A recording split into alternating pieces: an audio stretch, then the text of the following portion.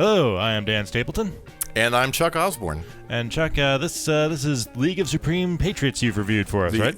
Supreme League of Patriots. Oh, something. But very, very close. So yeah, this is a 3-episode adventure game that's sort of a deconstruction of superheroes. I say sort of a deconstruction of superheroes because it is supposed to be about superheroes, but it seems to be more about political and social commentary than anything else.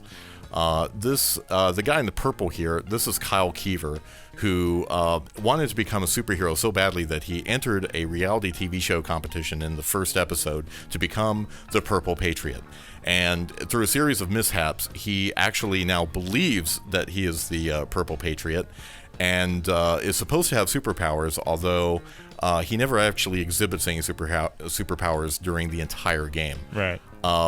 So the notable thing about this is that in becoming the Purple Patriot, he became a jingoist, a chauvinist, a homophobe, very, very right-wing. And the game seems to do everything it can to try to bash on Republicans. So it's kind of like a Stephen Colbert kind of parody of like the extreme right-wing. A little bit, except it seems like he takes it way too far. One of the issues that I have with the game is that the satire isn't very sharp. The writing lacks the snappiness and the brevity that would really make that premise fly.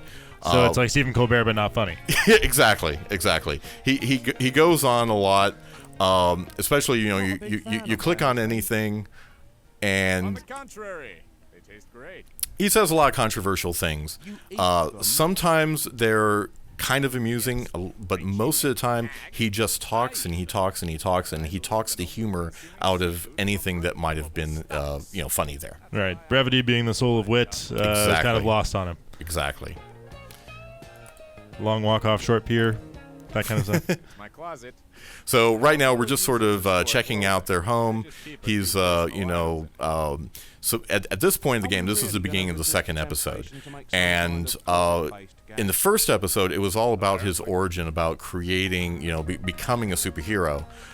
Now, instead of actually doing any superhero stuff, he has to he has to set up becoming a superhero. So he has to get licensed. So he has to go out, he has to get a car, he has to get a superhero driver's license, he has to get a headquarters, he has to get a computer.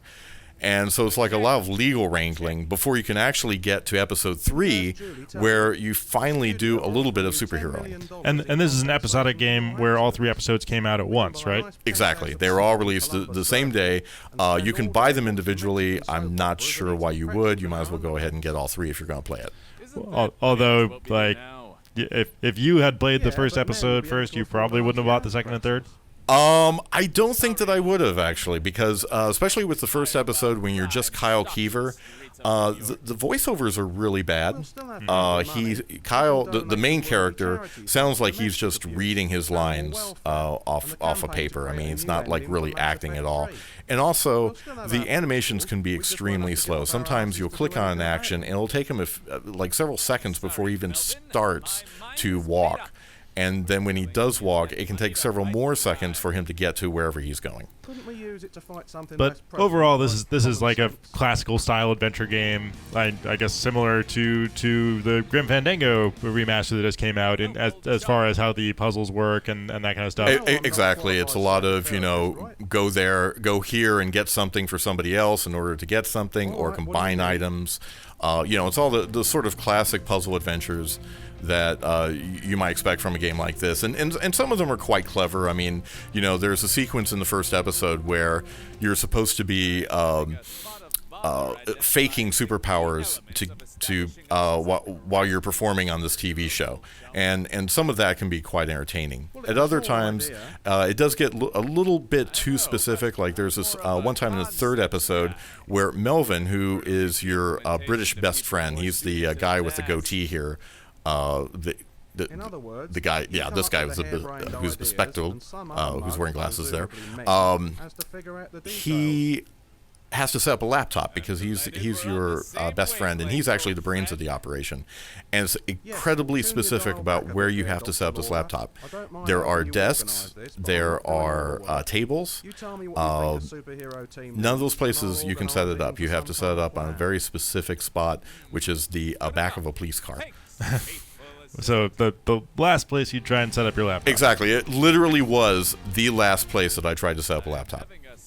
But you always like to refer to that as adventure game logic. Adventure game logic, where you have to kind of get in the head of whoever wrote or developed the game. Right, because they don't give you enough like intuitive clues as to where you're supposed to do this. Exactly. Now, one good thing about this game though is that if you're stuck, you can always ask Melvin here for help, and he will usually give you a good idea of where to go on. Not on that one particular puzzle though. On that particular puzzle, he did not tell you, "Hey, why don't you go check out the police car?" You know, he didn't say anything like that. Right. I don't. So is there a puzzle coming up here we can do? Unfortunately, no. I'm gonna have to like. Oh, actually, I can leave the place here when we check out. And like this is a fairly lengthy game. Oh, you said it took you about 15 hours to play through all the episodes. Right. Which, you know, that's at least you get something. You know, if you're into this kind of thing, at least it doesn't cut you short. But yeah, that's not actually a mobile, mate. So. Sure, mate. And this is sort of an example of, you know, he picks up something and they just start riffing off of the mobile phone, but it tends to go on just a little bit too long for it to actually be funny. Right. You can use. And this we're in right now is the second episode, the start of the second episode, where you were saying that the first episode had some good stuff, but the second episode really starts to be like the joke goes on too long and drags a lot. Exactly. The second and third episodes are where his controversial personality aspects really come out to the fore, and it's kind of you know, like I mean, superhero deconstruction has been done in other like TV series, for example, Drawn Together or The Awesomes on Hulu Plus. But and there are characters where, you know, there's a very jingoist character who is controversial, for example, and says a lot of terrible things. But the thing there is that they're always part of the ensemble. They're not the actual star of the show, and so. Well, because it's a one-note joke. Right. It's a one-note joke. Exactly. We need to come up with a plan. We should really. Okay, so here's all the things that he needs to do in the second episode. That's quite a list. There's quite a list of things, and you actually have to go through all this list before you can start working on the actual puzzle part of episode 2.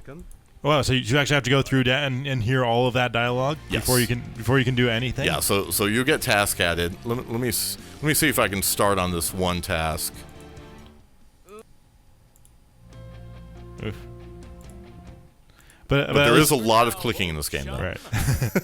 A lot of pointing, a lot of clicking. But so there is at least you said there was a way to highlight the interactive objects, so at least you don't have to pixel hunt like in the old days. Yes, exactly. So if you hover over something that is interactive, it'll give a glow like that. Oh, but there's no hotkey to make everything glow. You can press on the space button. Oh, okay. And there you'll see everything that is possibly interactive. Right. So they didn't make any basic adventure game mistakes in that regard, anyway. No, they didn't. Okay, I still can't go anywhere yet. I still have to go through the list with Melvin, so I'm not sure if you quite want to do that or not. Yeah. I think that illustrates it. But you did say that it's not entirely one-sided in its lampooning of political extremes. It also goes after the left to some degree, but it's the same kind of just like not very funny. Yeah, it does poke fun at liberals sometimes, but even that humor is sort of offensive and out of nowhere.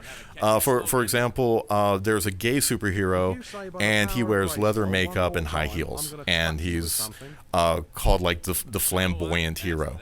Right. And it's stuff like that. There's a poster in the third episode of Barack Obama that says that he's wanted by the Kenyan embassy, and it just kind of comes out of nowhere. And doesn't there even doesn't make any sense. There doesn't seem to be a point to the satire. Yeah.